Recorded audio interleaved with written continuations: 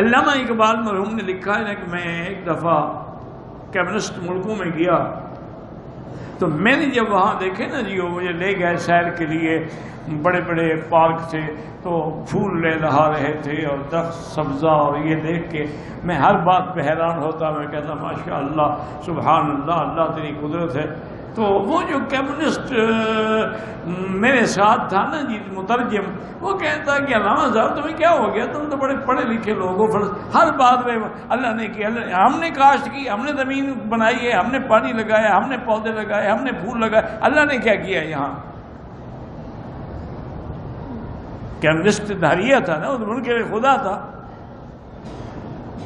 اور نے کہا اب ہر بات کے بعد کہتے ہیں ماشاء اللہ ماشاء اللہ، اللہ کا دیکھو یہ شان۔ اس میں اللہ نے کیا کیا ہے؟ ہم نے زمین میں ہل چلائے، زمین میں پانی دیا، پھر زمین میں درختوں کے بیج لگائے، پھولوں کے بیج لگائے، بعض کے ہم نے پودے لگائے، اس سے یہ پھول لے رہا ہے، تو یہ تو سب کچھ ہم نے کیا ہے۔ علامہ صاحب نے فرمایا میں نے سوچا ایک قودن آدمی ہے، کند ذہن ہے، اس کو دلائل دینے کا کیا فائدہ ہوگا؟ تو میں نے ایک پھول توڑا، سبحان اللہ، سونگا، میں نے کہا سونگ، ایک کہتا ہے یہ تو گلاب ہے، میں نے کہا اس کے اندر خوشبو کس نے ڈالی ہے؟